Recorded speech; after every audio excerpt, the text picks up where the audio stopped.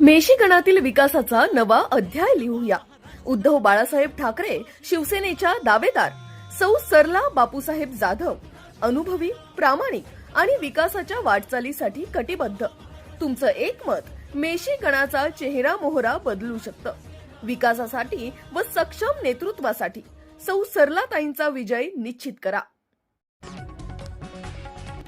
शेतबांधावरून वादाचा उद्रेक, महिलेसह कुटुंबावर हल्ला.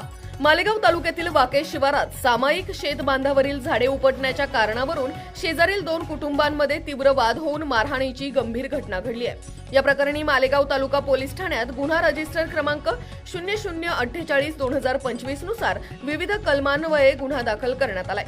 याबाबत शीतल दीपक बच्चाव, वय वर्ष 40, व्यवसाय शेती, राहणार वाके, तालुका मालेगाव, जिल्हा नाशिक यांनी दिलेल्या लेखी फिर्यादीवरून पोलिसांनी कारवाई सुरू केली आहे. FIR नुसार दिनांक 22 डिसेंबर 2025 रोजी दुपारी सुमारे 3 वाजण्याच्या सुमारास वाके शिवारातील गट क्रमांक 220 येथे ही घटना घडली. फिर्यादीत नमूद केल्याप्रमाणे संशयित राहुल वाल्मिक नारळे व त्याचा लहान भाऊ यांनी ट्रॅक्टरला वायर रोप बांधून सामायिक शेतबांधावरील लिंबू, सुभाबुळ व बोराची झाडे उपटण्यास सुरुवात केली. झाडे उपटताना फिर्यादी यांच्या घराला हादरे बसू लागल्याने त्यांच्या सासऱ्यांनी झाडे उपटण्यास विरोध केला.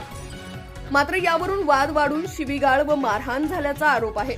या झटापटीत फिर्यादींचा मुलगा साहेबराव याला मारहाण करण्यात आली. त्याला वाचवण्यास गेलेल्या फिर्यादी शीतल बच्चाव यांनाही लोखंडी दांड्याने तसेच लाथाबुक्क्यांनी मारहाण करण्यात आली.